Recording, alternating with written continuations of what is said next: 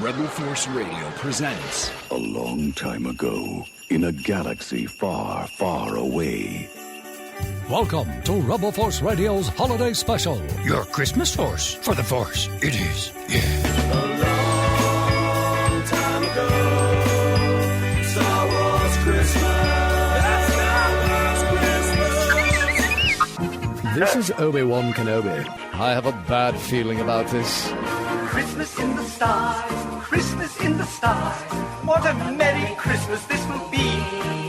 I'm Tom Kane. And now, let's welcome the hosts, Jason Swank and Jimmy Mack.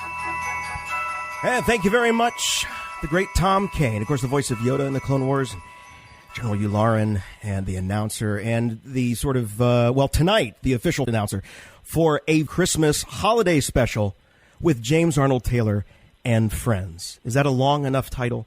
I love those schmaltzy holiday special titles. So my name is Jason, and with me, my good friend and yours, especially this time of year, Jimmy Mack. Hey, Jason. Hey, Star Wars fans. Yep, we got the stars coming out tonight. Oh, do we ever? Do we ever? I'll tell you what. This is what I liken it to. I say that James Arnold Taylor is the Sinatra of the Clone Wars. And this is why I say this, because back in the day when you wanted a really boffo, terrific holiday special, if you got Frank on board, Frank brought his friends. You knew if you got Frank to come and do your telethon or your special, you were going to have Sammy, you were going to have Dean, you were going to have Joey Peter. So without further ado, here's our Frank Sinatra of the Clone Wars, the guy that made this all possible tonight, Mr. James Arnold Taylor. Hey, thanks, babes. You're beautiful, babes. Don't go changing. Come on. No, really, it was amazing. I mean, you'd mentioned to us at one point when we saw you at Fan Days about this crazy idea about getting a bunch of the Clone Wars folks together at one time. And yeah. You know, the thing is that was actually Kat Tabor's idea. I must give her full credit. So, and especially because she's sitting right next to me. Right. But it took you to make it happen, James. Yes, that's right. It did take me to make it happen. That's true. She would have been too shy to call everybody else. And I'm obnoxious, and I just went, hey, come on, let's get everybody on the line. Let's email, whatever. So, yeah. So, anyways, I think we'll have some exciting people on with you tonight. That's fantastic. And thanks again, James, and of course, Kat, for being here. We also have on the line another good friend of James Arnold Taylor's and Kat Tabor's, for that matter, the voice of all the clones, and that really creepy Geonosian queen, Mr. Dee Bradley Baker. Welcome, Dee. I think that's my Geonosian queen. I'll be the Dean Martin of the group. I'll just sit over here in the corner and drink my blue milk for Life Day. Well, I was gonna ask you guys. I mean, James, did you know what you were getting into with Star Wars and holidays and the holiday special? It doesn't have the best history, the best past. So, do you know what you're getting yourselves into? With that opening.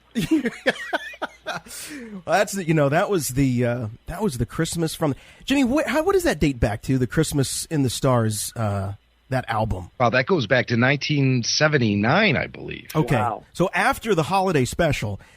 Amazingly enough, there was no soundtrack to the holiday special, which you can mercifully enough. I just saw that for the first time a week ago. Really? Yes, and people had warned me, and you can't really believe the truth until you see it. that is great fun. The Christmas in the Stars came out in 1980, and it's notable for having the first professional singing appearance by Jon Bon Jovi, of all people. Really? Now, see, I did not know that. I did. I did not know that. Doc, did you know that? Doc is here. Doc is not here. That's wild. Wow. And what did he sing? Do we know? It was backup, wasn't it? He was just backup. Mm-hmm. He was just singing backup. He did have a... It was very subtle, very subtle. Well, it's a blast to have you guys, and we have about a few minutes left where we can actually get. I guess Ashley is available, so we want to make sure we got a little bit of a late start. Yeah, the voice of Ahsoka Tano, she's available. She's standing by, so let's see if we can get her on the line. Okay. If we can get past David, let's see. Yeah, that's true. Right. Hello? Hi, is this Ashley? Yes. Hey, you're on live. We got the whole crew here. Oh, Ashley. How you doing? Who's all on the line? Well, it's James. And Cat. Hey, James. Hey, Cat. And hi, Ash. Where's Dee? And where's Dee? He's drinking. Dee was here. He's disappeared. I was drinking the blue milk. Oh, there he is. Celebrating Life Day. There he is. There he is. Well, Ashley, sorry, we're getting a little bit of a late start. We apologize for that, but we're so glad that we know your time is limited tonight, so we wanted to make sure that we got you on the line for sure. So thank you so much. Thanks for having me. I'm so excited. Oh, it's absolutely our pleasure. Our pleasure to have you guys. Now, one of the things that we, when Jimmy and I, like we'd mentioned earlier, that James and Jimmy and I, we discussed this a little bit at Fan Days 3 about making this happen. And as Jimmy and I were talking about, we got to, this is a major bullet in the chamber for us, so we got to spend it and shoot it off at the right time. And we thought the holidays is a great time, and to make it a little bit even better. This is the time of year we really want to thank. We've just had an incredible year here. It's been an amazing year to be a fan of Star Wars and to be a part of this show. So we want to thank you guys. And one of the ways we wanted to do that is by just opening up the phones tonight and letting you call in. You've heard us interview these guys before, but you've not had a chance to talk to them maybe. Maybe you can't make it to some of the conventions or some of the events. So our gift to you this year, wrapped in a big bow, is James Arnold Taylor and Friends. So we'll be taking your call. So give us a call right now. Oh, we got our first caller. Let's see who this is. Wow, look at that. It's fast. Hello, you are on. You're on with the a big chunk of the Clone Wars cast. What's your name? Hey, this is Gary from Granger, Indiana. Gary from Indiana. Gary. Hi, Gary. Hi, yeah, fellow Hoosier. Hey. Yeah, happy holidays. Hey, thank you, Gary, very much. So who's your question for? Well, actually, all of you. Well, first of all, I just wanted to, first off, thank all of you for the amazing work you guys do on the show.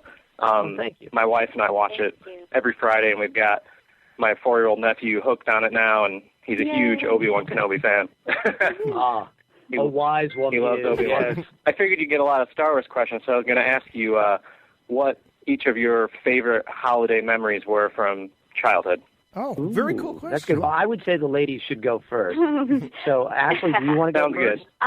Well, mine, actually, I would say my dad collects Hallmark ornaments. He has for, I would say, 25 years now. So we have, I think, a total of like 6 Christmas trees and just hundreds and hundreds of ornaments. And it was really neat this year because I finally have a Hallmark ornament as Ahsoka.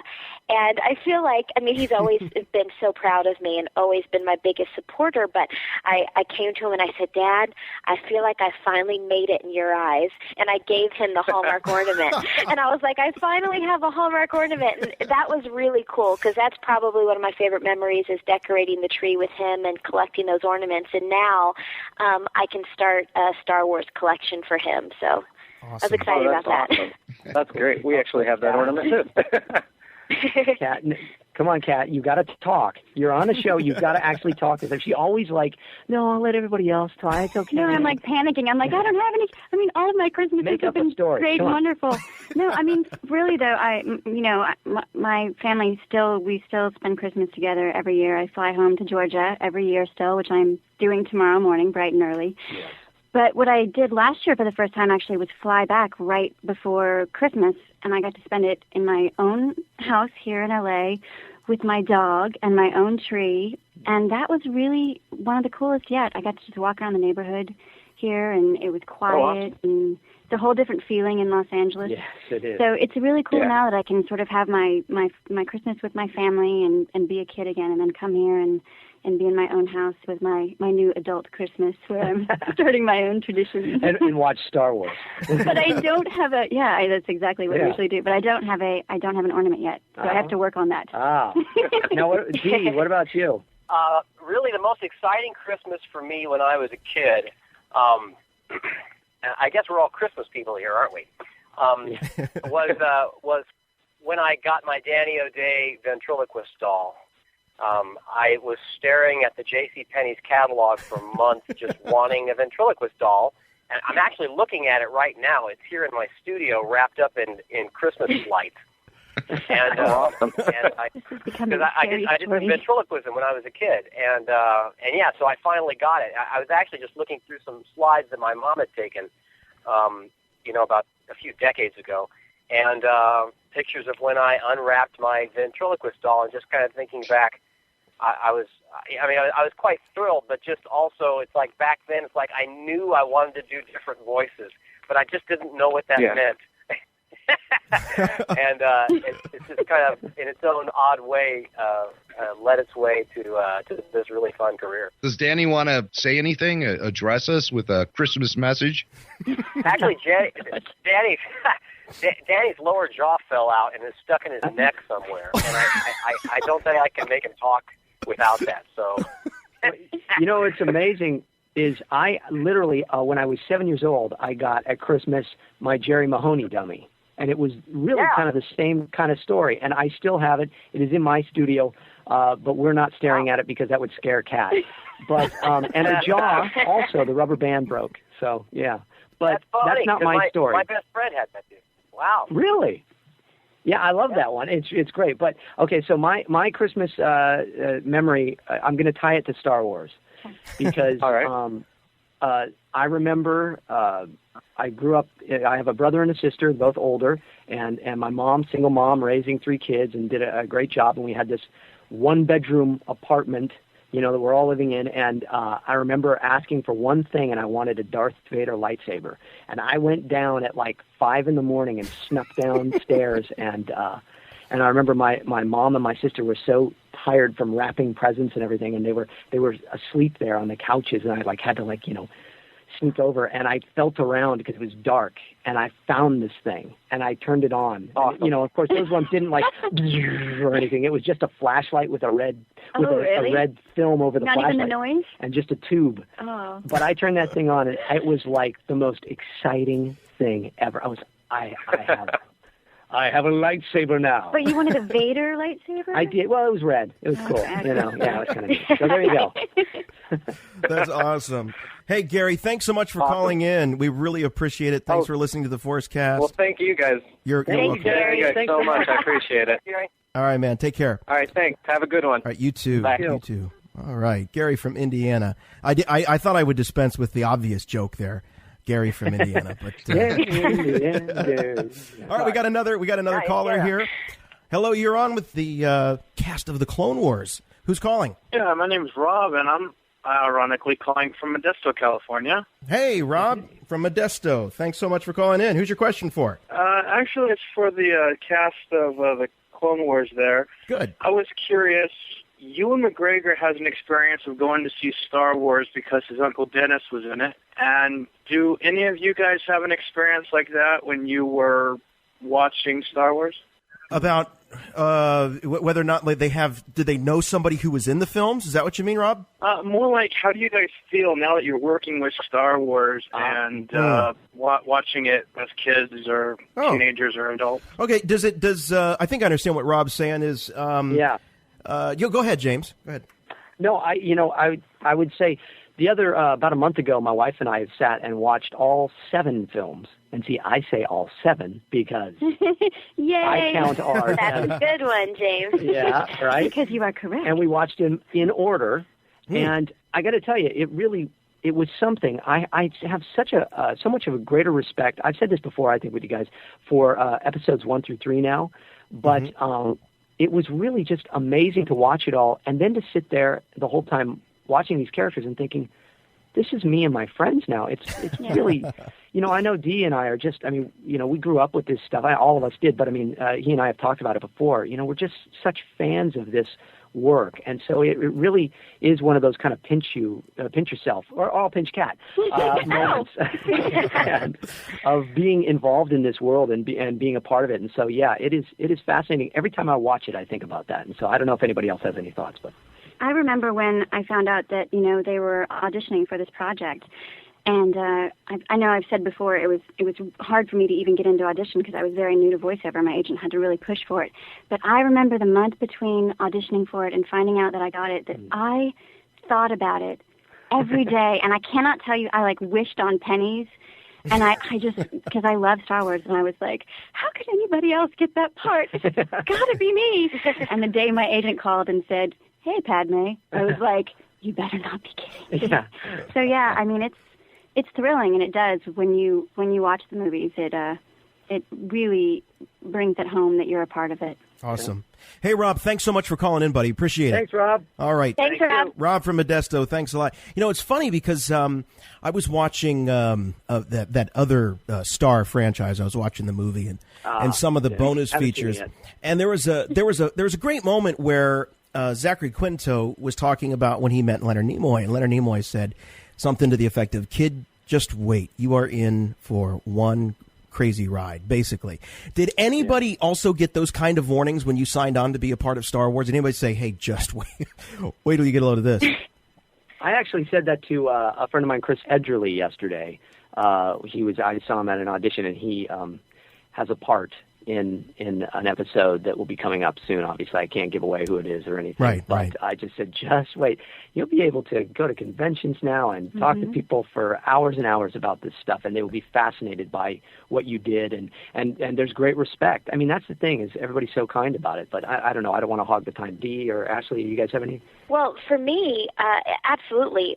Almost everybody said, just wait. Especially, I think, for all of us, Dave Filoni said that to us because he was able to come out publicly and talk about the show for at least a year before we were, because we really couldn't talk about the show until the movie came out. So he would tell us all, he would go to these conventions and say, "Look, guys, just wait. I'm so excited for you to experience this." But for me, it was really funny.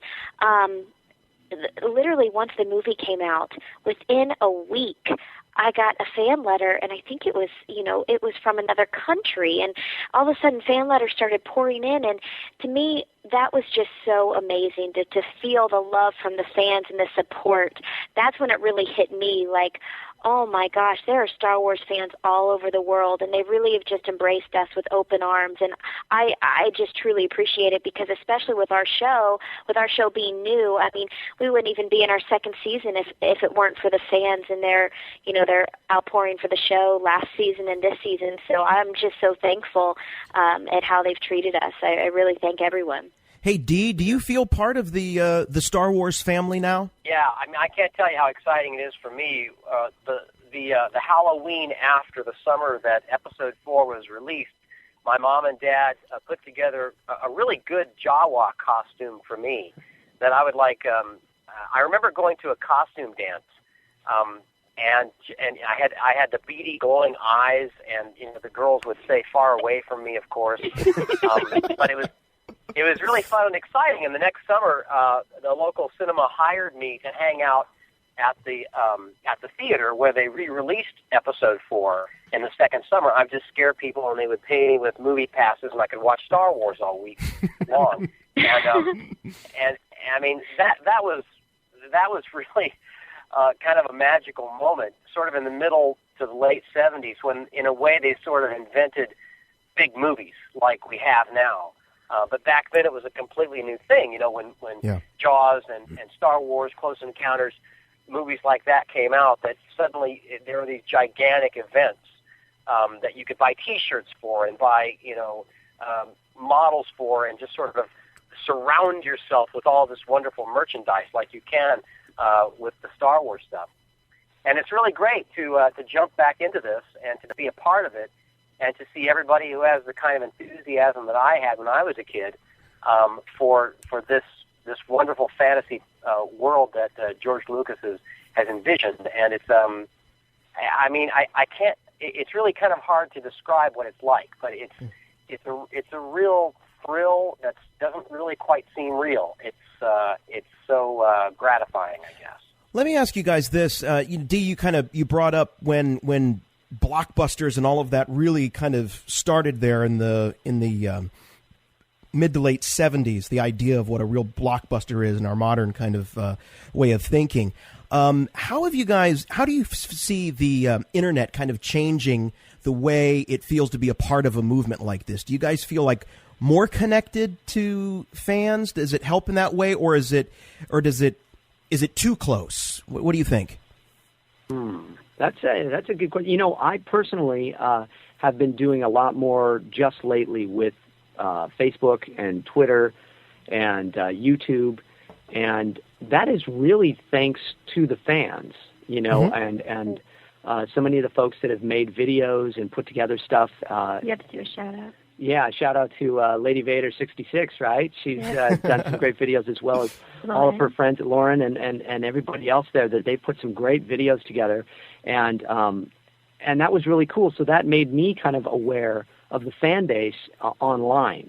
And so now I've been doing that, and thanks to Dee Bradley Baker, who's gotten me involved with the Twitter thing and linked me up with his. I mean, he had like a massive people. He's like, I had like 2 people on my Twitter thing. He's like, I'm going to announce what you're doing. And so now all it's like, it explodes. But it's really cool because each day I try to get on there and just say like what I'm doing for the day and where I'm going and this and that. And I don't give specifics, so you don't want people showing up. But so for me, it's been a great blend. And I think that, again, the fans, the Star Wars fans are just so, as we've all said, everybody is just so gracious to us. So it's very cool. I think that's what makes it different in the Star Wars realm. And maybe if you were talking about fans of other projects and other franchises, it wouldn't be the same. But the Star Wars fans are really kind, and they seem to really love what we do, and they really appreciate us. So the contact that we usually have with them is really nice contact. Yeah, I mean, I get like good and bad with other other franchises. There's some other things that I do that are great. I mean, like Final Fantasy. Absolutely. People either loved me or hated me, and the people that hated me love to tell me how much they hated me.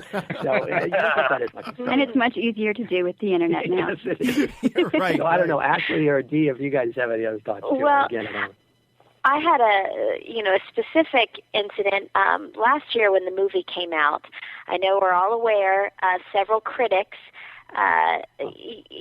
actual critics, not fans, but actual critics, had some very unkind things to say about our movie.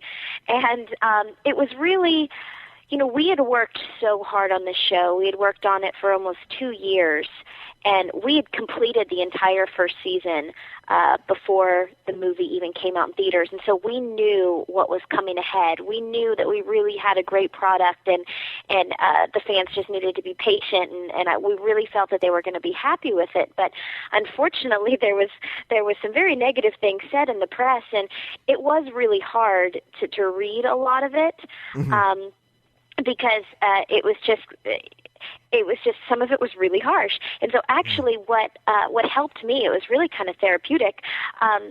I went on a lot of the fan message boards, and I will say, my husband being an athlete, the number one rule with athletes is you do not go on message boards, because a lot of sports fans, if they go on message boards, they're just very negative. It's a lot of negativity, and so I always knew, I'm like, okay, I can't go on the message boards, but I had never really experienced Star Wars fan message boards, and I went on the message boards after the movie came out, and I'll tell you, it was actually very therapeutic for me, because there was the fans, there was a lot of really positive things being said. There was, it was kind of an outpouring of positivity versus what the critics were saying. So I really thank the fans for the kind things that they had to say and the support that they gave us, because, I mean, that really helped me out and kind of gave me hope, saying, okay, just wait. If if you're pleased with this, just wait for season 1 and then wait for season 2. And it really helped me out. Yeah, well, the thing about Star Wars fans is, for the most part, we're like a family, and we'll have disagreements within the family, but let anyone outside the family talk about someone inside our family, well, then it's different. Then it's war. So, no, that's great that you had that experience, Ashley. And Ashley, I know your time's limited, so don't worry about it. Just jump off. I can take a couple more questions. Okay, great. And then I'll Great. Off. So if you're joining us live, you are listening to a very Clone Wars Christmas holiday special with James Arnold Taylor, and he brought his friends with him. We've got in the studio there with James, we've got Kat Tabor, of course, the voice of Padme, James Obi-Wan Kenobi. I also have Dee Bradley Baker, the voice of all the clones, and I said that creepy Geonosian queen, and a host of others, and Ashley Eckstein, the voice of Ahsoka Tano. And who knows? It's James Arnold Taylor and friends. We don't know who might be dropping in a little bit later. So let's see. We got another caller here. Hello, you're on with the cast of the Clone Wars. What's your name? Hey, it's Elwin. Hey, Elwin. How are you? Good. I'm calling in from Canada. Cool. Oh, yeah, yeah. sweet.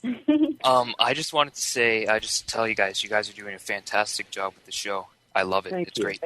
Thank you. Thank you. My question's actually to all you guys. I've been just blown away by everything, stuff that George has done and stuff that you guys are doing now with the show. And I'd really like to go into the film industry and, figure out I just was wondering if you guys had any advice for me or some Jedi words of wisdom. Stay in Canada.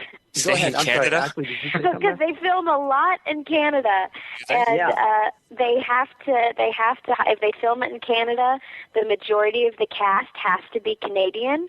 Mm-hmm. So, and it's kind of like a smaller pond up there, which is good. I mean, there's so many amazing, talented actors that come out of Canada. But they just film so much up there that if you're already living there, I would say just check out the scene there because they're doing some great things up there. Yeah, and there's as far as voiceover goes, we have so many folks that are now here that Maurice LaMarche, Tara Strong, just to name two, Robert Cate, I believe as well. There's a lot of folks that are Canadians that came here and got into voiceover and have exploded here as well. So it does, and they all started there and learned as much as they could and did all that, and then decided to come out here. And so, I guess depending also on the aspect of film that you're into, if you're into all of it, writing, directing, producing, or what have you, you've never been, this is the best time to be alive to want to be an upstart filmmaker because of all the technology. Talking about the internet and everything, but just the fact Dee and I talk about this all the time with technology of what you can do now that you couldn't even do literally 5 years ago. So I would say learn everything you can about every part of it that you're interested in, that you're passionate about, and pursue it and try to get in there and get jobs wherever you can, even on just friends' films or student projects or independent movies. Or, start making little shorts on your own and just get them out there on YouTube. That's the other thing. You can be just an upstart filmmaker with literally a couple video cameras and some friends, get it on YouTube, and it goes viral, and all of a sudden, people could be calling you and saying, "Hey, we're interested." So I would just say, just be out there, be involved in it, and learn as much as you can. Awesome, Elwin. Hey, man, thanks for calling in. Appreciate it. Yep. All right, take care, buddy. We've got another caller on the line. Caller, what's your name? Hello. You're on with the Forcecast. Hello, everyone. It's Jenster. I knew it was Jen. I knew you were there. I heard that hello. I said, that's Jen. Jen. I just want to say hello to my amazing cast. I love you guys. I'm so proud of you. Okay, now Jen, tell everybody who you are and what you do. My name is Jen Berry, and I do all the casting for the Clone Wars. Oh, yes, she's amazing, and we love her dearly, and she takes care of us all so well. She makes it all happen. Yes. Without her, a round of applause for Jen Berry. All right. Stop it. All right. Because if it wasn't for Jen, we wouldn't have this incredible group of folks. Jen, that's awesome. Really unhappy. So Jen, were you the one that was making the phone calls, letting these guys know that they got the gigs? We didn't call them directly. We definitely dealt with their agents. Right, and at the very beginning, when they all auditioned, I was working for Clone Wars, but I was not in this particular role. Oh, okay. So I did not get to be the bearer of the amazing news for all of them that they had gotten these amazing parts on this great show. Well, we could reenact it now if you'd like. Yeah, but we could pretend that I did. I'll take all the credit. Could we have a little reenactment here of what James's reaction would have been when he found out that he got the gig. Okay. Hello, this is James. Oh my gosh, James, this is Jen calling from Lucasfilm Animation. How are you? I'm sorry, from where? Let me say it slower. Lucasfilm Animation. Not ringing a bell. We're making a show called the Clone Wars. I don't know if you've ever heard of Star Wars or any of those movies. Maybe George Lucas. I don't know. Any of that ring a bell? I think I went to school with a guy named George. Yeah, you probably did, right? You guys are what, the same age? Yeah. Okay, so can I help you? Do you need? Are you trying to sell newspapers here? What's? Stop it! This call is going very badly. Somehow I'm going to get in trouble for this. I have to stop talking. We love getting you for real. So you say you got the part as Obi-Wan Kenobi. Just go ahead. Okay, James, I'm calling to tell you that you got the part of Obi-Wan Kenobi in the Star Wars Clone Wars series. Oh my gosh, I can't believe it! That's probably what I did. I probably seemed like a little girl. Dee, I don't know about you. What? How about you? I myself just couldn't quite believe it. That I got the part? Yeah. James, no one can believe that the part went to you. because I wanted that part, and I really coming into this, I never. If someone said, first of all, what do you think your chances are getting cast in a Star Wars series? And I would have said, well, I really wouldn't think very much. It's not like a lot of the stuff that I do, and probably people wouldn't think of me, although I think I could take a good swing at it, but I don't know. So probably wouldn't get it. And then they say, okay, well, of all the roles in Star Wars, what do you think you might have a shot at? And probably at the bottom of my list would be the clones. I never think of myself as like a straight-ahead soldier, normal, straight-ahead human character. Normally I'm doing just the weird stuff. And this role is just very far from the typical stuff that I do. And so I was very surprised to be called in and then to get a call back and then to actually book it. And of course, I was completely thrilled, but also a little frightened once I saw how much these clones had to say, and then realizing that you've got, in some entire episodes where it's just nothing but clones talking to each other, and really, coming into the session just thinking, I really don't know if I can pull this off. I think I know what needs to be done, but I've never done anything like this, and you had no idea what you were getting in for. No, I didn't, thankfully, but happily, I mean, Dave, our director Dave Filoni knows what he wants, and the scripts are really well written, and they really know how to work with us to get a really great story out of it, and so happily, I think it's worked out really beautifully. I think whoever made the final call on the voice cast, they did great. I mean, I know I'm not just tooting my own horn, but I mean the entire ensemble. And this show, make no mistake, is an ensemble show. It's a really great cast vocally, and that's a big part of the strength. And that's not to discount the input of all of the artists and the army of craftsmen and women and artists who put their blood, sweat, and tears into this project. It really is an army of really amazing people who come together to make this show, and it's it's such an exciting surprise to be involved with it. Jen, can you? Okay, I'm sorry. Go ahead. I'm sorry. I was just going to say that's so true, and it's like Jen gets to work, there, and work with all these folks all the time and see them all, and it's one of those things that I think all of us, I know, again, Dee and I have talked about this before. We feel like we're just a part of each character. It's like I'm the voice of Obi-Wan, but there's so many other people that make up Obi-Wan that are sitting at computers, looking at his eyes and making the eyebrows move up and down, the mouths go, and how he's going to, move his hands and arms and body. And it's like, so we're all these characters. And so it's like, we are just, so thankful to all those folks too. So it's great. Awesome. Jen, can you the artist of this series is incredible. If I could just throw in one more thing.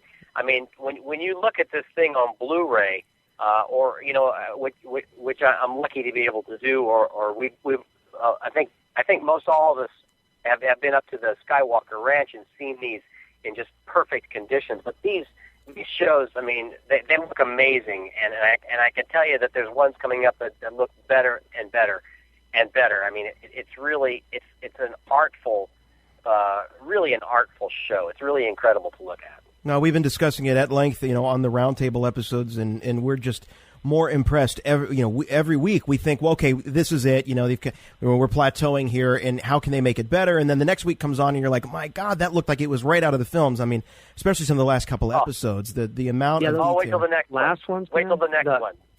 Yeah, this last one though, Ashley, I don't know if you got to watch it when it was on, but I know you've seen it before. But that was just so great. You and Meredith, and the brain worms and everything. But there were some shots in there too that were classic Star Wars, like Episode 4 in those corridors and everything, and the lighting. And I mean, it was amazing, really fun. Yeah, no, thank you. But like you guys have been saying, I just feel that everybody has upped their game. The bar has been raised in all aspects for season 2. I mean, in terms of the animation and everything. And so, absolutely, this last episode, James, I had the chance to watch it with James up at the ranch, and I was so annoying to watch it with because I was scared. She was like, she was great. It was funny. So, and I really like the dynamic with Meredith Salinger, the voice of Barriss. I really hope they continue to explore the Ahsoka Barriss relationship in the future because I really like them together. I think it's a good friendship, a good pairing.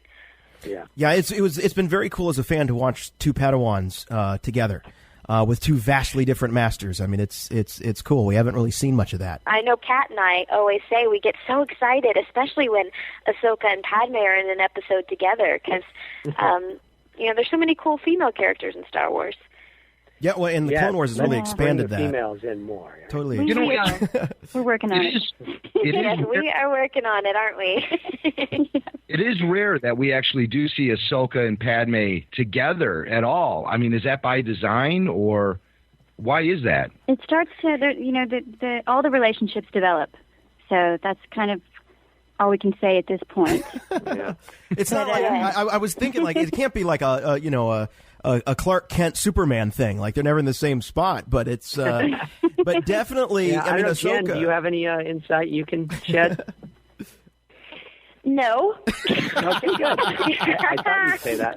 We were together though with I can't say anything. I can't. I mean, I can't give anything away. It's just everything that you guys have been saying about the artists and everyone that works on the show. Like, it consistently just gets better and better. The stories get better. The look of the show gets better. Just the characters.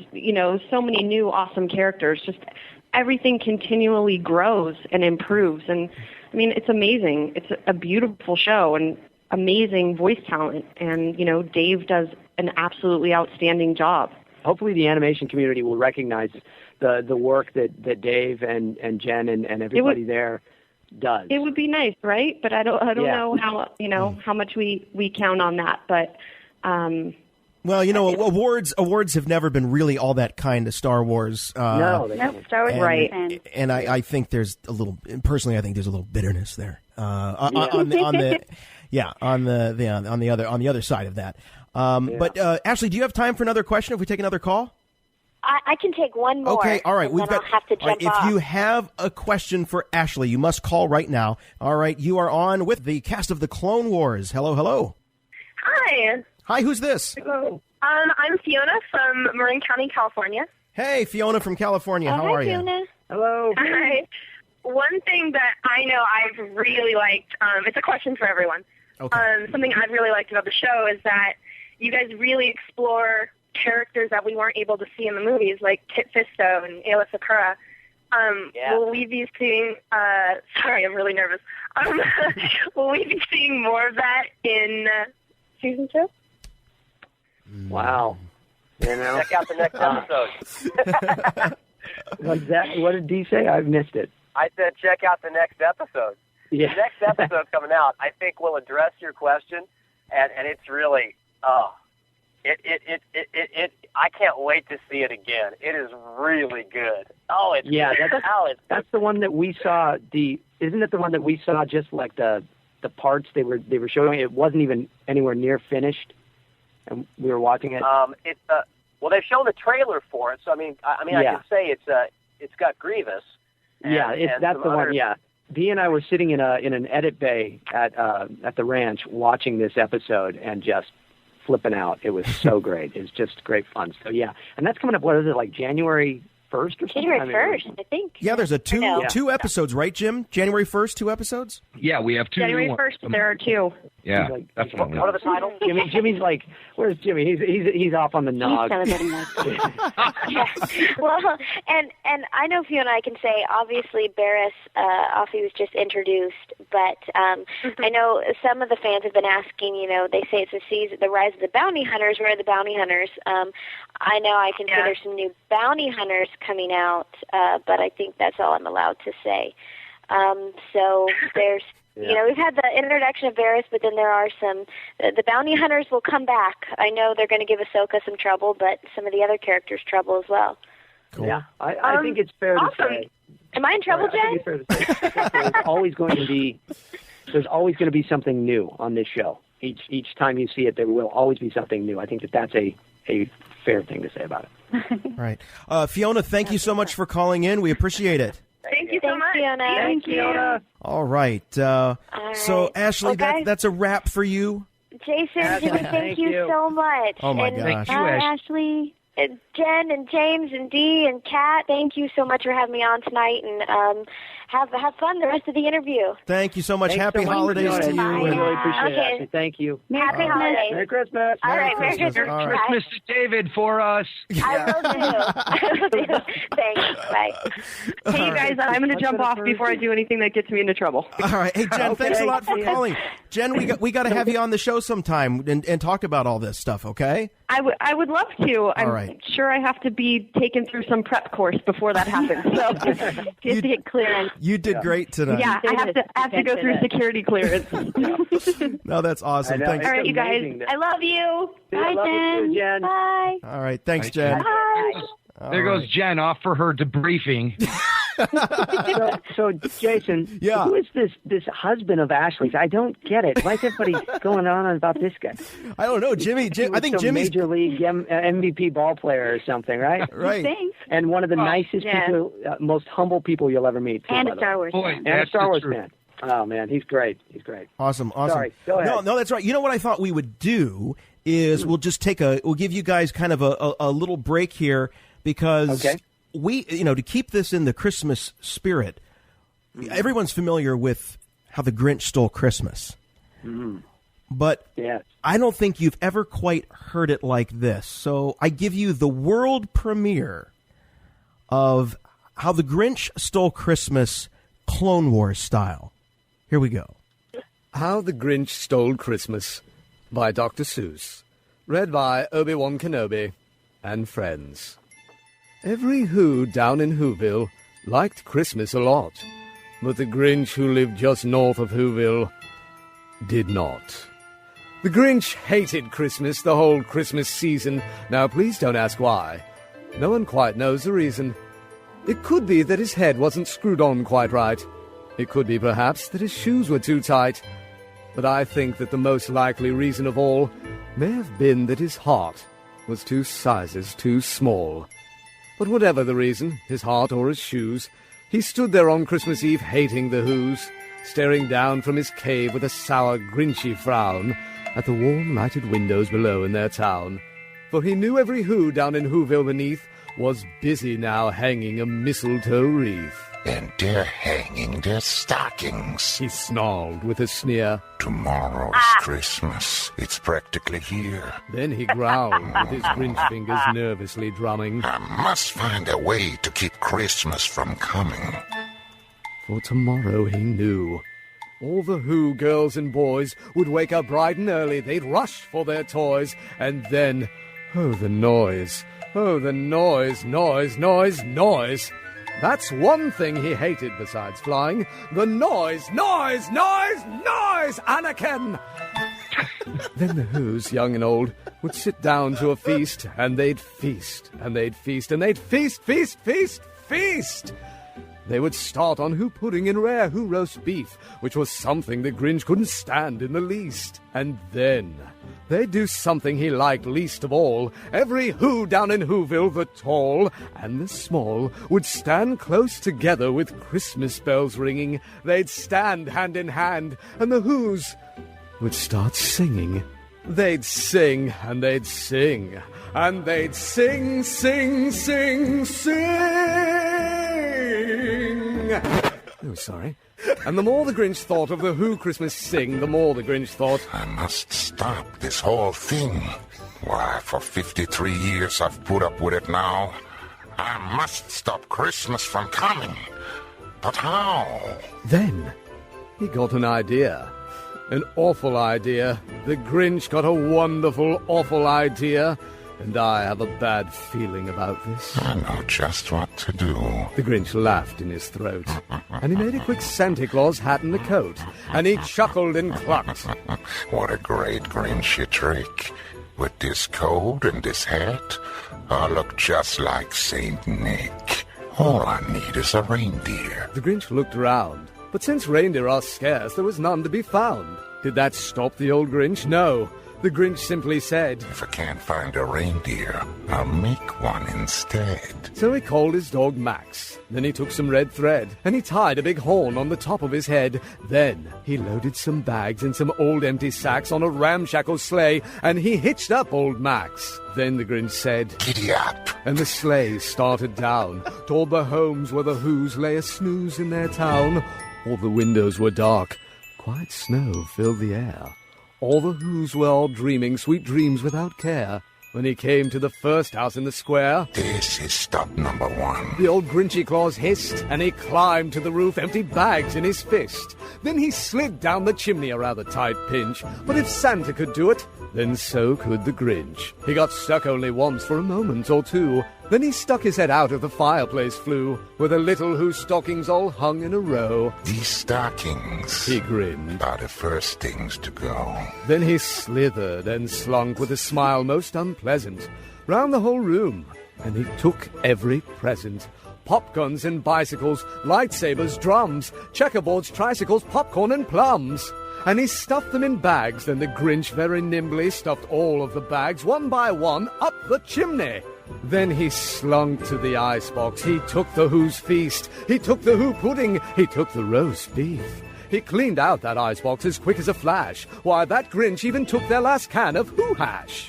Then he stuffed all the food up the chimney with glee. "And now," grinned the Grinch, "I will stuff up the tree." And the Grinch grabbed the tree and he started to shove, when he heard a small sound like the coo of a dove. He turned round fast and he saw a small Who, little Zero Loo who's not more than 2. The Grinch had been caught by this little hut squatter, who'd got out of bed for a cold cup of water. He stared at the Grinch and said, "Santa Claus, why are you taking our Christmas tree? Why?" But you know, that old Grinch was so smart and so slick, he thought of a lie, and he thought it up quick. "Why, my sweet little tart," the fake Santa Claus lied, "there's a light on this tree that won't light on one side. So I'm taking it home to my workshop, my dear. I'll fix it up there, then I'll bring it back here." And his fib fooled the child. Then he patted his head, and he got him a drink and sent him to bed.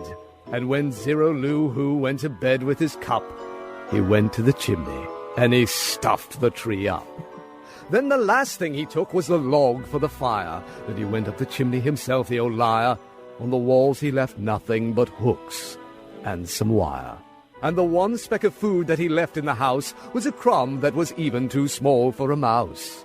Then he did the same thing to the other Who's houses, leaving crumbs much too small for the other Who's mouses.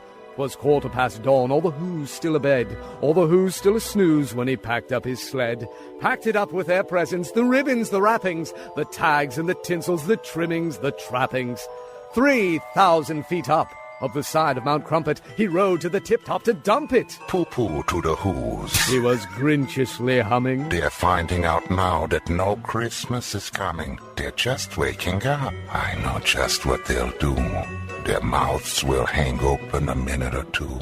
Then all the Who's down in Whoville will all cry, boo-hoo.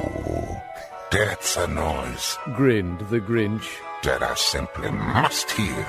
So he paused, and the Grinch put a hand to his ear, and he did hear a sound rising over the snow. It started in low, then it started to grow. But the sound wasn't sad. Why, this sounded merry. It couldn't be so, but it was merry. Very. He stared down at Whoville. The Grinch popped his eyes. Then he shook. What he saw was a shocking surprise. Every Who down in Whoville, the tall and the small, was singing without any presents at all. He hadn't stopped Christmas from coming. It came, somehow or another. It came just the same. And the Grinch, with his Grinch feet ice cold in the snow, stood puzzling and puzzling. How could it be so? It came without ribbons. It came without tags. It came without packages, boxes, or bags. And he puzzled 3 hours, till his puzzle was sore. Then the Grinch thought of something he hadn't before. Maybe Christmas, he thought, doesn't come from a store. Maybe Christmas, perhaps, means a little bit more. And what happened then? Well, in Whoville they say that the Grinch's small heart grew 3 sizes that day, and the minute his heart didn't quite feel so tight, he whizzed with his load through the bright morning light, and he brought back the toys and the food for the feast, and he himself, the Grinch, carved the roast beef. May the force be with you.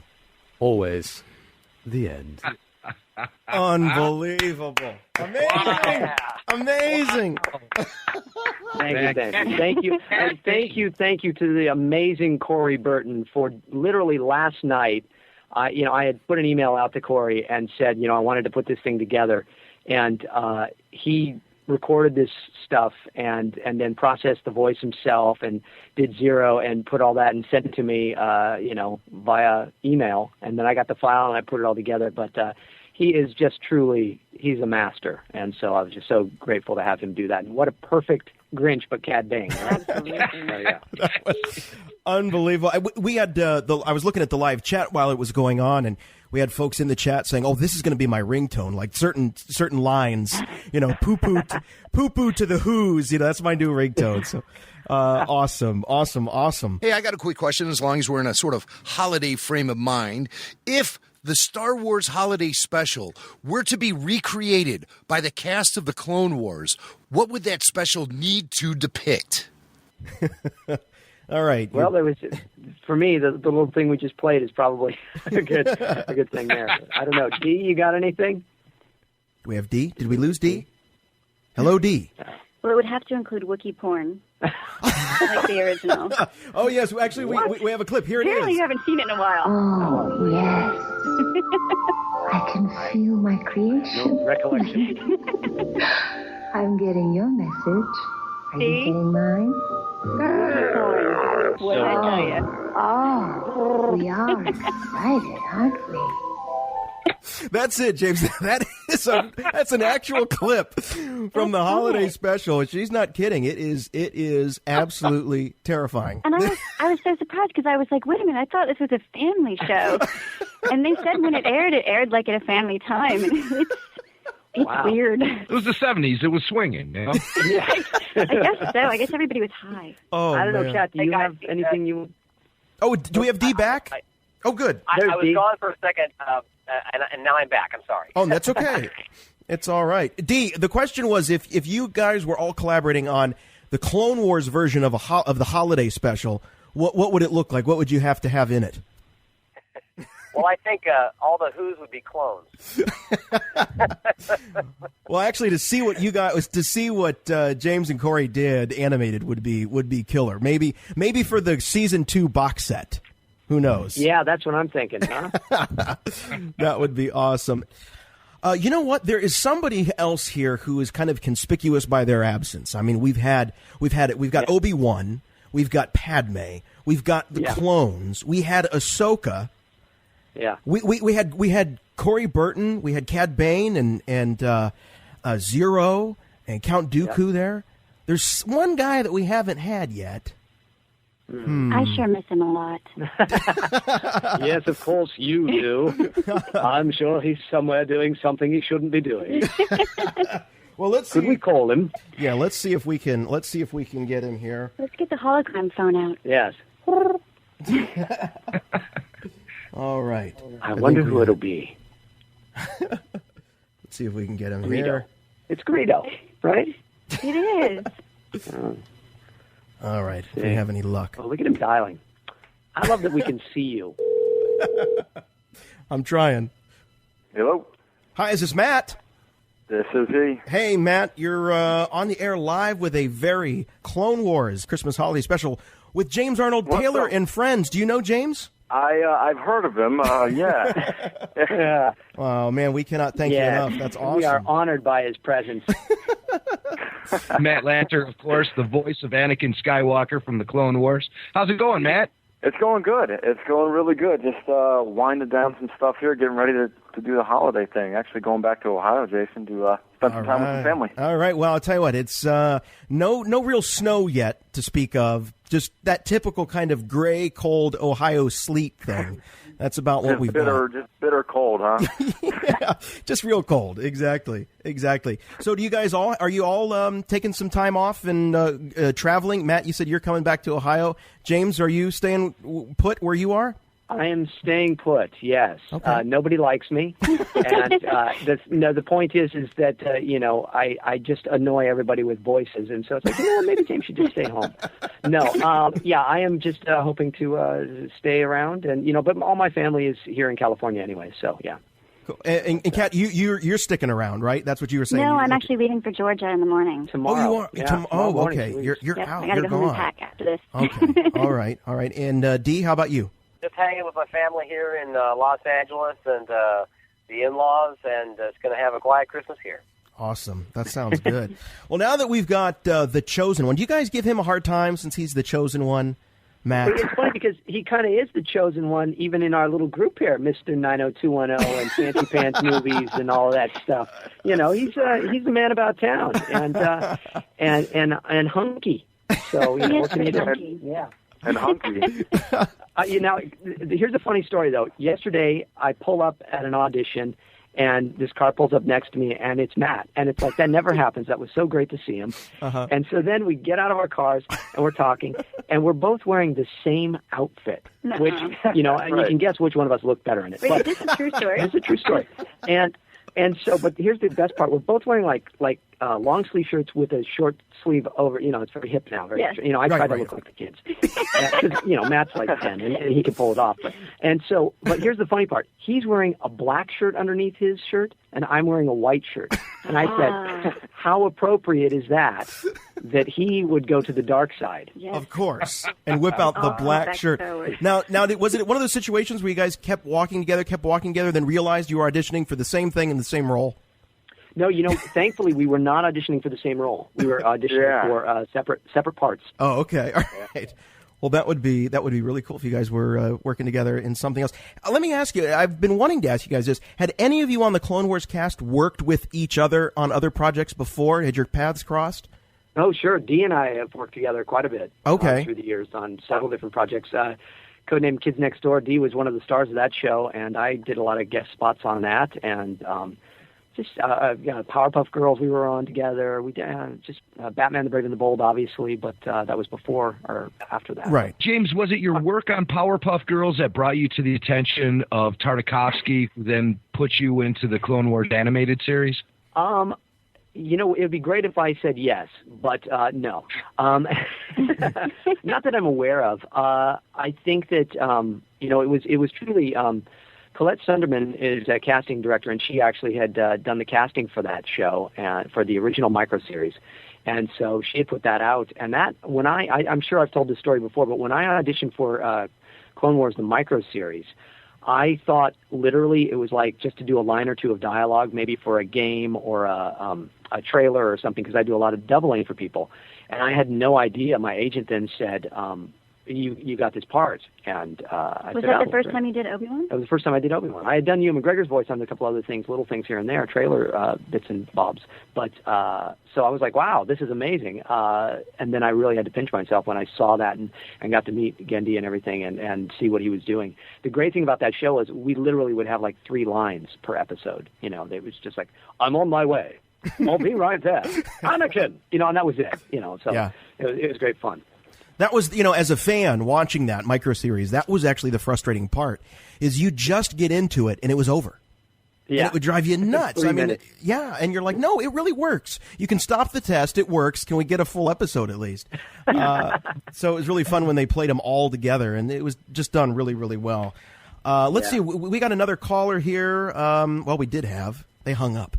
If you want to be on the show, and now that we've got Anakin, they heard Matt was on. We've got Anakin, we got Matt Lanter on. Hello, you're on with the cast of the Clone Wars. What's your name? My name is Paul. Hey, Paul, where are you calling from? I'm calling from the very cold state of Virginia right now. Oh, right. All right, Paul, welcome. Paul? Welcome. What's your question? So, I heard about this little party next summer in Florida, and I was wondering who here yourself included, Jason, is actually going to be there. I would guess that many. Yes. I don't know. Have you, Matt? Have you heard about this little celebration? I've heard of this little shindig in Orlando going down. I don't know. I don't think it's kind of far off. I believe so.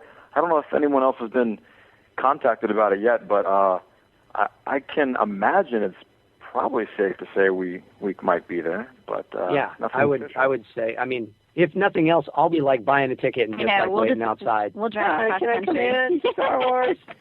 But I would think that it's a safe bet that we should all hopefully be there. Now, Matt and I were in Florida earlier this year for Star Wars weekends, and that was great fun. But we were there separately, and that was probably the best way to do it because of the animosity and that, we never actually record in the room together. He and I. Well, the whole light side, dark side thing. It's not true. It's not true at all. It's true. Hey, Paul. Hey, man. Appreciate the call. I think you got your answer, and it's the one you wanted. Not a problem. All right, Paul from Virginia. Thanks a lot. We've got somebody else on the line now. You are on with the cast of the Clone Wars. Who's this? I'm really interested in everything the cast of the Clone Wars has to say, actually. That voice sounds somewhat familiar. I'm following it intensely here live. In fact, I can see this operation on my very screen here at Lucasfilm. I can see you in your studio. Did you do that there? You have more than your cardboard box out this time to make this broadcast happen. All right. We got to have a little context here. This is our master. The last time we got Dave Filoni, supervising director of the Clone Wars, on the line. The last time that Dave saw us here at the Forcecast, we were at Fan Days 3. It was the last day of the show. We're all packing up. You guys, the Clone Wars cast, all had your bags ready to go, get on the airplanes. And there I am with a very shabby-looking cardboard box that I'm kind of schlepping our remote studio in. And Dave just kind of walks over, shakes his head, looks at me with that kind of pitying look. And yeah, I asked, "Is that it?" And you said, "Yep, the whole thing." My whole life. Well, Dave, it's so great that you could join us. How are you? How are you going to be spending the holidays? Are you sticking around there? Or are you coming back east? Well, I get a little time off this year, which is very rare for me. So I'm pretty excited about that. I have some more scripts to read, which is always good, so I'll be going over those a bit. But that's really the only thing I'll be doing in the holidays. I'm trying to have a bit of a break, which is good because, as I'm sure they've said, we've done a tremendous amount of work, and it's nice to have a little breather for the whole crew at this time. Right. And you can hear how tired and this poor man that just makes. I mean, it's a great problem to have of making Star Wars every day, but you can hear. Problem. Man, yeah, I don't know how much you've heard, Dave, but we've been, of course, singing your praises as we all should because we are just loving these new episodes. We were talking about that earlier, and I don't know if you got to watch it. How many times do you see an episode, like even before it goes to air? Boy, I don't know. I mean, that's a good question. A whole lot. Oddly enough, though, by the time it airs, I mean, I probably have seen some episodes close to, I would say 30, 40 times before it airs. We go over it, and but I still tend to watch it when it airs because I'm always curious to see how it fits in the context of television, and I like to see the commercials on during it, and it's a lot of fun. You got to remember too that it's the first time my wife will have seen any of it. Wow! So I get to sit there with her, and it's all new for her. And I get to see if any of the jokes that I wrote actually work or not. Scarier. All of your date nights, Dave, consist of Star Wars Clone Wars with your wife. Yeah, it seems so. She's gotta love that. My date night's nothing like Matt Lanter's date night. Let's just put it that way. I don't know now. That's getting into sticky territory. I heard Matt answering a question, so I said I better call in quick. No, I don't say so you missed everything. Amazing. Well, Dave, if you've got a few minutes here, we'd love to have you take some calls if you wouldn't mind. Not a problem. Okay. Yeah, I mean, I'm just having a screening tonight for the crew. I screen a film, White Christmas, every every Christmas season, so that's what I've got on the agenda tonight. Awesome! I guess our invites got lost in the mail for that one. Dude! Yeah, oh, here we go. You guys, I tell you, come up anytime. Anytime. As much as we harass Matt, we harass Dave probably twice as much. Absolutely. Yeah, Megan's here. Megan's here in my office. She says she got no calls from any of you that you were coming up this way or anything. And Megan, we should give a shout out to Megan because she does an amazing job and just keeping Dave under some type of control. Wait a minute. But it was so much fun to actually get to kind of know her more at Fan Days and to talk and just see her work this whole thing here too. So what an amazing group of people you have around you, Dave. Dave, I have to tell you that if I could see one movie on the grounds there at Lucasfilm, it would be, of course, Star Wars. If I could see two movies at Lucasfilm, the second would be White Christmas.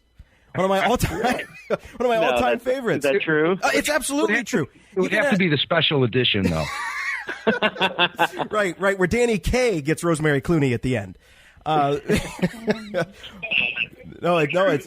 It's awesome. Okay, we do have somebody on the line here that probably has a question. He wants me to stop talking about Bing Crosby. Yes, area code 626. Yes, that's you. Oh, Welcome. hey, this is Jesse. Just want to say hi to everyone. Merry Christmas. I have a question for Mr. James. Mr. James. Oh, okay. First, my son is in love with Obi-Wan Kenobi, and he would like to say hi to James. Okay, all right. Say hi to Obi-Wan Kenobi. Hi. Well, hello, young one. How are you? It's Obi-Wan Kenobi. Say goodbye. I feel that the force is very strong with you. Sorry about that. My question is for James. It's not really Star Wars related, but did you ever call your parents or family when you're young if you ever got in trouble and be like, hey, you know what? Let me call and pretend I'm so-and-so with your acting abilities? No, I never did. The closest I got to that is a story when I was working in radio when I was 17, 18 years old, and I was working on the morning show, and they would have me go into the other room and call if they needed calls. Like this show, Jason runs into the other room and gets on the phone. Hi, I got a question for Dave Filoni. So I called as a woman and as a girl, and then later in the day, my mom actually was listening to the show, and she said, "Oh, that poor girl on there," because they were harassing her and everything. And I said, "Yeah, Mom, that's really a shame," And so she had no idea that it was me. So I tricked my mom in that, which was pretty neat. But I don't know. I would guess Dee might have something like that too, though. Dee, have you played any bad tricks on your folks or anybody like that? Oh, I'm too chicken to do that. I only do that in the studio. I wouldn't mess with my folks. I am not good at pranking people at all. I really don't. Yeah. I'm trying to think. I mean, actually, yeah. I can't think of good examples of it. I wish I had better stories. The best I can do is just to pretend like there's a cricket in the studio when we're recording and freak out the engineer. Which we all love. We love that. Can you give us a little bit of your cricket? Yeah.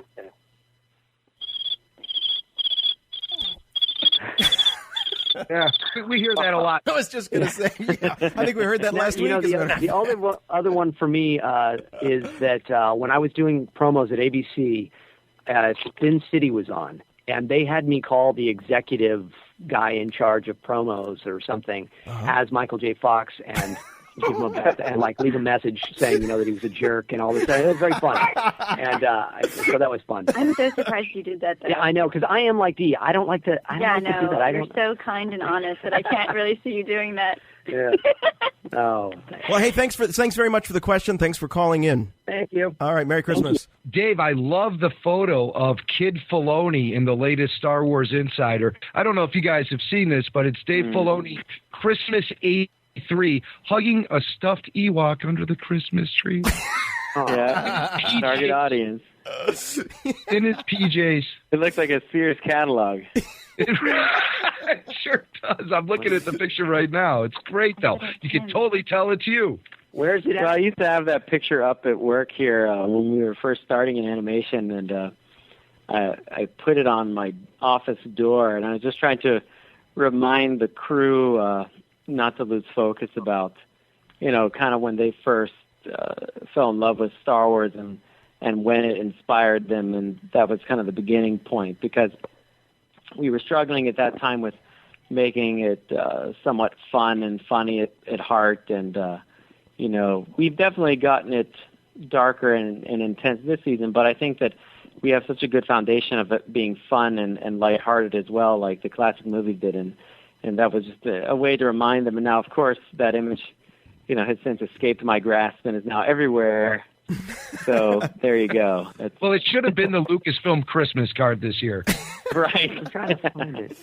I can't find it. It's page 16 of the latest issue of Star Wars Insider. It is. Okay, well, I don't have access from my little booth here, but okay, I will. Hey, I will look and harass Dave later.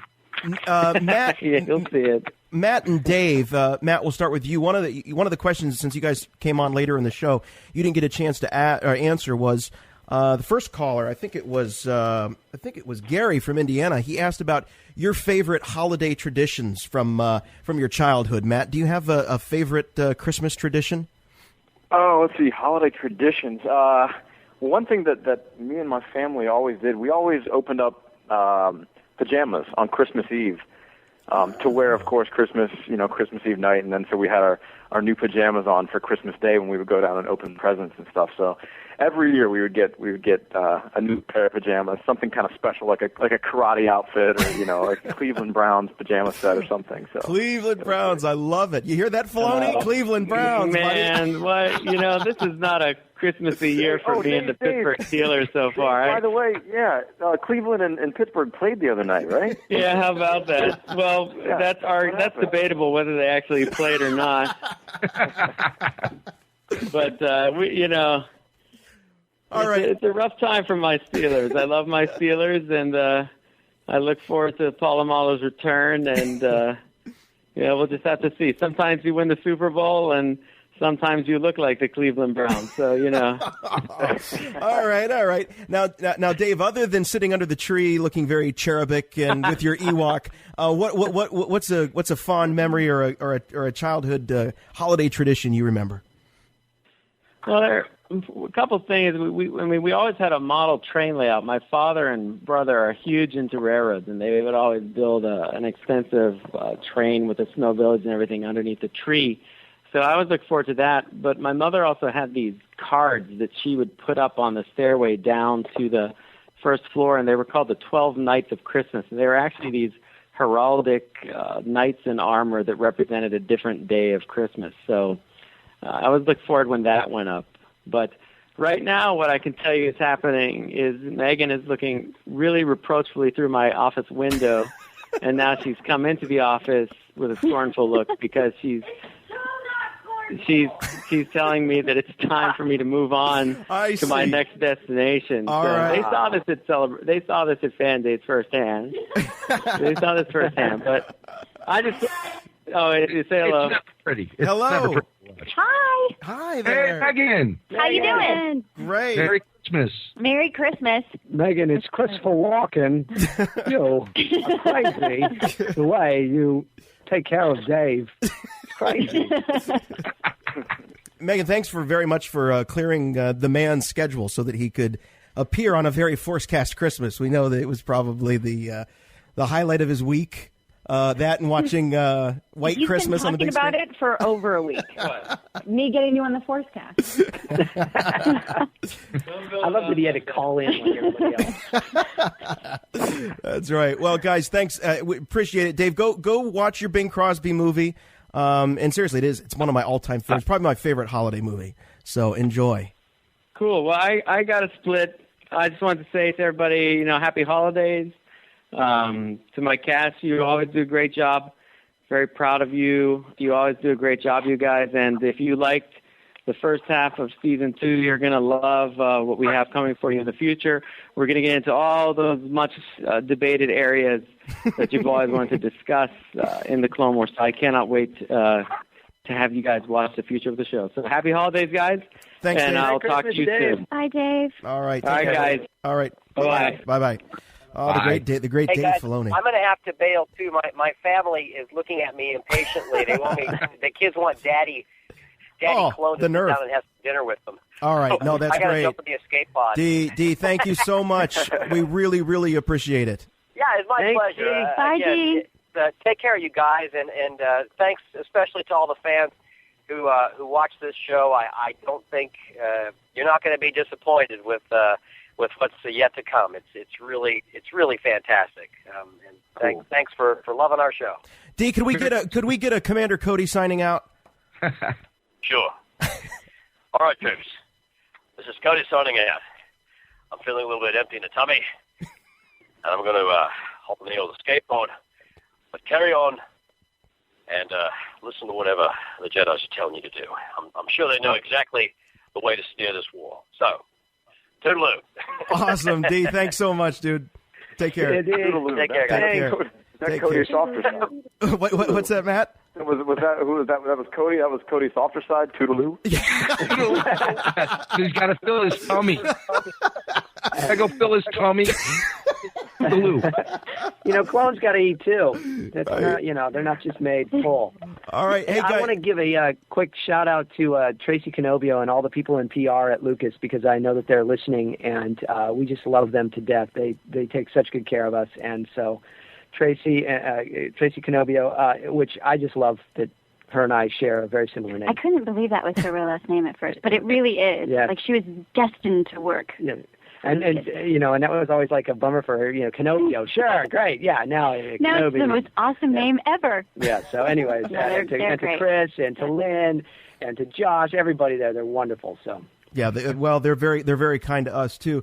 All right, we'll take a couple more calls. So if you're tuning in, we still have Obi-Wan Kenobi, James Arnold Taylor, Padme, Catherine Tabor, and the chosen one, Matt Lanter. And Matt and James, I just want to take a moment to say that we've been talking about how beautiful the episodes look, the last few episodes and everything. And one of the things I wanted to bring up is just the chemistry between.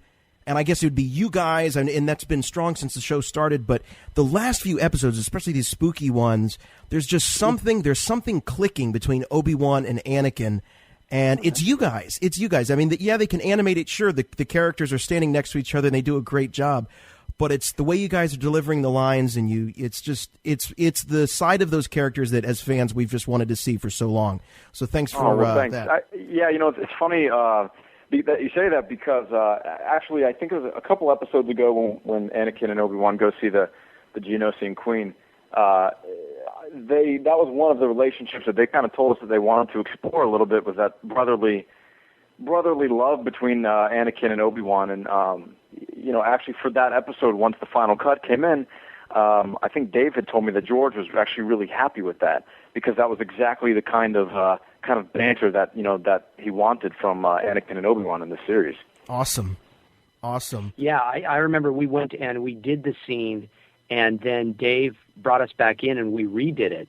That's right. And it made a big difference. It was just because we got to actually see some of it. It was really beginning stage of animation, but it really helped us as well. But it's just getting that back and forth, and that's Dave just going, come on, let's run it again.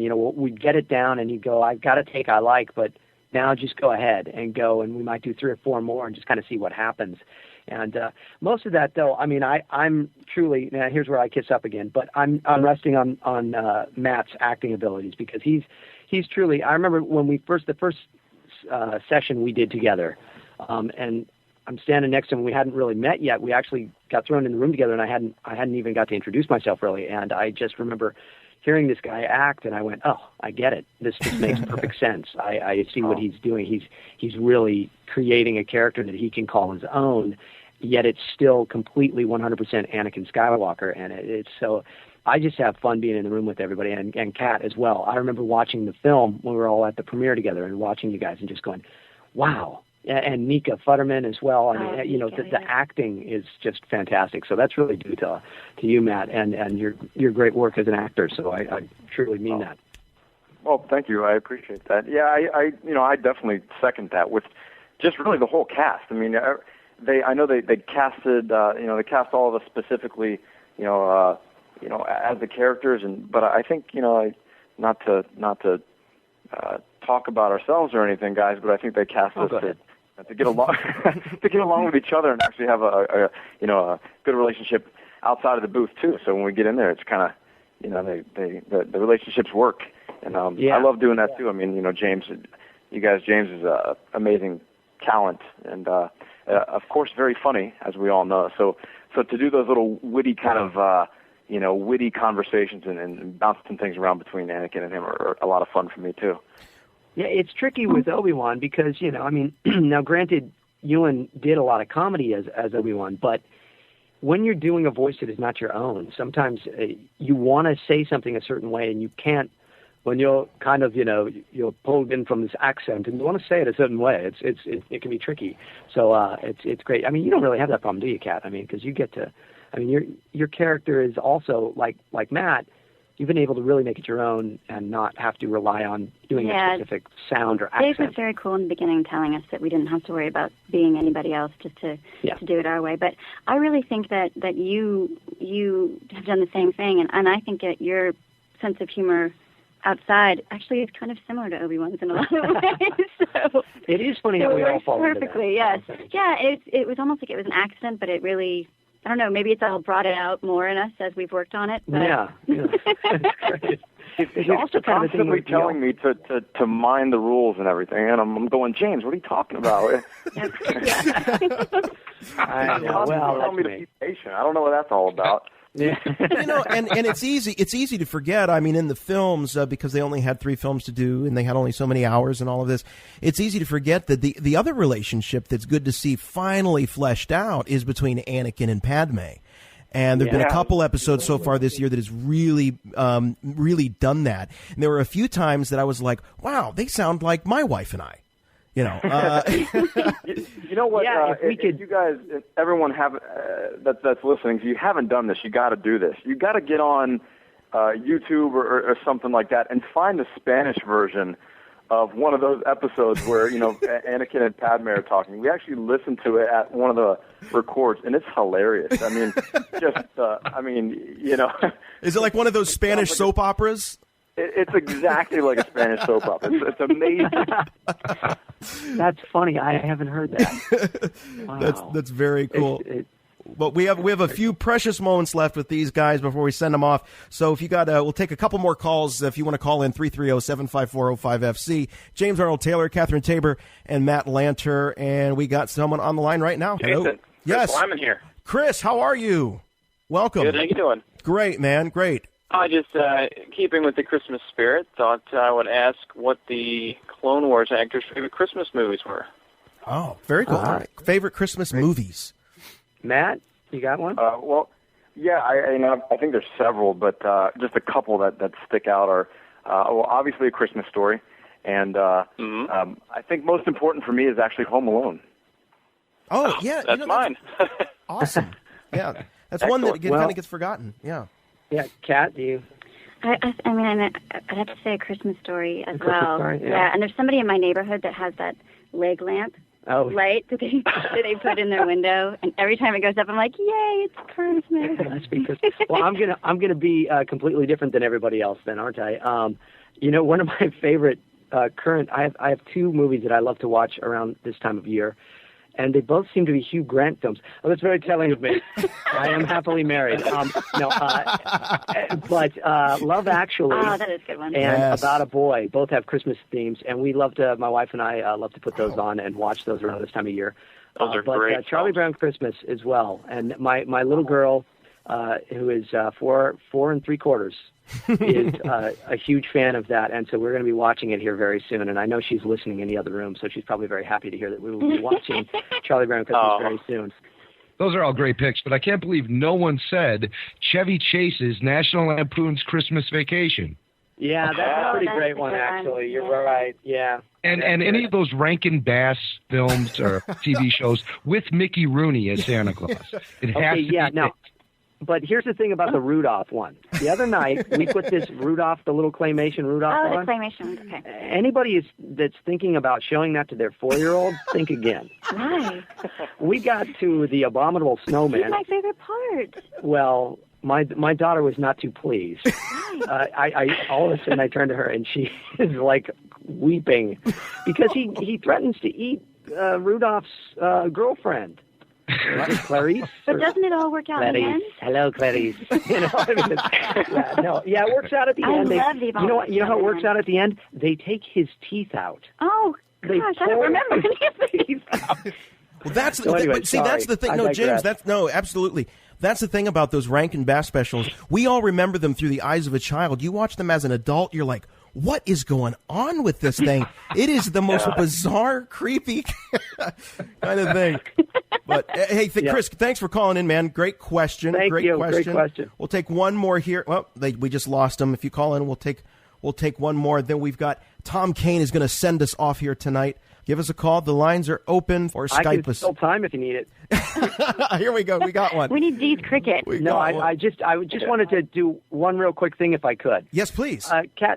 Cat Tabor will never say this, but she does an amazing thing every couple of months here. She puts stuff together. I mean, constantly she's collecting video games and especially video games, but films as well, and comic books now. We got from Henry Gilroy. Yeah, Thank you so much to Henry. Yep. And she sends them to our troops. And, oh, my gosh. And she puts these care packages together, and she just sent off a very large one. She was telling me this, and she's not expecting me to say all this stuff. But she just put one out, and she does this on her own expense and everything, and just an amazing thing. And we're both just huge supporters of our troops. And so if anybody has video games and things like that they'd like to donate, they can go to gamesforsoldiers.com. Gamesforsoldiers.com, and Thank you, James. We'd like to get signed ones and stuff. We sign them and send them out there and stuff for the troops. But we definitely want to remember our men and women serving our country. Yeah, oh my gosh, right now. that is so awesome. That is really, really cool. So it's Games FOR, or is it the number 4 soldiers? FOR. FOR. So Games for Soldiers, all spelled out, .com. Go there, and there's instructions. James and Dee have donated a ton of their own games that they get when we work on things. And like he just said, it was really cool. Henry Gilroy, who was a writer for us in the film, he writes for comics and does a million other things, and he's amazing. But he had just tons of boxes that he gave me. So this Christmas, instead of Games for Soldiers, I sent a bunch of comic books. Which is very cool. So that is really so cool. great. So thank you, James. That's so great. So please go to gamesforsoldiers.com. Remember our troops, and this is not just at Christmas time. This is all year, right? Right. Yeah, I try to do as many as I can around the holidays, because I know it's even tougher for them to be away from their families. But I try to do a couple boxes a month, depending on what I have in store, what people have donated. So if anyone works for a game company out there, feel free to contact me. Well, we got lots of folks listening, so please go to gamesforsoldiers.com and see how you can help. We've got one last call. Hello, you're on with the Forcecast and the cast of the Clone Wars. We're really batting 1,000, right? Here we go. Let's try it again. Dooku, he's crank calling us. It is. You're on with the Force. Hey, there he is. Hello. Who's this? Hey, this is Riley from Tennessee. Sorry about the difficulties there. That's quite all right. Riley from Tennessee, thanks for calling in. What's your question? Yeah, we've got a chilly night out here, but Merry Christmas to everybody over there. Merry Christmas. Hey, Riley, Merry Christmas to you. Well, my question is for Matt. Are you still on the line, Matt? I'm still here. All right. That is in the recent episode, most recent one that we saw of the Clone Wars, we saw Anakin kind of take a bit of a dark side turn, with the way he treated Poggle, and that's really the most serious we've seen him get in the series in that regard. I was just going to ask you, do you like playing Anakin's more heroic, or do you like playing a bit of the bad guy, the villain, as he kind of begins to take his darker path? Great question. I love playing that the kind of the swashbuckling hero side of Anakin, because it's new to the Star Wars universe. But I gotta say I do love to do the darker stuff, because we don't get to do it that often, and that's one of the things that I know they're going to be incorporating, maybe even a little more and more, that we're going to see kind of as the seasons or years progress. As we get closer to Revenge of the Sith, we're going to see the dark side coming out a little bit more. So I actually thought that was really cool how they did that, and once it came back all animated, I thought it turned out great. Matt, when you're doing a scene like that, if you don't mind me jumping in real quick, Riley, because I got a question. When you're doing a scene like that, do you reflect to the film Anakin, or are you thinking more Vader there? Are you actually playing Vader in a way? Well, I mean, really, in my head, Vader is such a different character than the Anakin in the Clone Wars right now. So I don't know if I'm really necessarily channeling Vader or anything. I'm just trying to get as dark and edgy as this character would go at this point in time. He only channels him when he doesn't get his salad just right afterwards. And then, of course, when James makes me mad, then I channel that too. But that is excellent news to hear that we will be seeing Anakin sort of doing more things in step with the dark side, because it was kind of a complaint that fans had about the films, is that it seemed like Anakin's flip over to the dark side in the Sith was rather quick. And I remember George saying, prior to Episode 1 being released, if you're expecting to see a little kid who's like Damien from The Omen, a little kid who plucks the wings off flies, you're not going to see it here. I've been kind of just like anxious to sort of see some of that foreshadowing, that dark side foreshadowing. And so that's good news. You tell us we're going to be seeing more of that, like when we saw in the last episode, Brain Invaders, when Anakin throttled Poggle and force choked him to get the information during that interrogation scene. Was that kind of your Andy Sipowicz moment there, Jack Bauer? Yeah, it was the hardcore interrogation. You know what other interrogation scene I found fascinating was the one where it was Mace and Obi-Wan was there, I think, and Anakin, and we were getting into Cad Bane's head, right? Yeah, right. Yeah, that was fantastic. That was incredible how they did that. Matt, do you remember when we did that? They had all three of us, you, me, and TC, do that together. At the we same said time, the lines all together. And we had to do it separately because sometimes, they need the separation on the tracks when they record it. And so usually they'll have us all do that stuff separately, but they had us do it actually together when we recorded. Oh, simultaneously. Yeah, simultaneously we were all doing that. And it was great fun. And we were like, man, I can't wait to see this. And then when the scene came out, it was really brilliant. Yeah, right. The way they shot it with the lighting, it was just really impressive. Yeah. All right, Riley, thanks for the question. Appreciate it very much. Thanks, Riley. All right, now is the time where we get in those new jammies that Matt was talking about earlier. Go get your karate outfits on. I'm already wearing mine. And we turn the Christmas tree on, or we light the menorah, or whatever you do in your home, and we cuddle up together and we listen to Uncle Tom recite "'Twas the Night Before Christmas." 'Twas the night before Christmas, when all through the house not a creature was stirring, not even a mouse. The stockings were hung by the chimney with care, in hopes that St. Nicholas soon would be there. The children were nestled all snug in their beds, while visions of sugar plums danced in their heads. And Mamma, in her kerchief and I in my cap, had just settled our brains for a long winter's nap. When out on the lawn there arose such a clatter, I sprang from the bed to see what was the matter. Away to the window I flew like a flash, tore open the shutters and threw up the sash. The moon on the breast of the new-fallen snow gave the lustre of midday to objects below, when what to my wondering eyes should appear but a miniature sleigh and 8 tiny reindeer. With a little old driver so lively and quick, I knew in a moment it must be St. Nick. More rapid than eagles his coursers they came, and he whistled and shouted and called them by name. Now Dasher, now Dancer, now Prancer and Vixen, on Comet, on Cupid, on Donner and Blitzen, to the top of the porch, to the top of the wall. Now dash away all. Yes.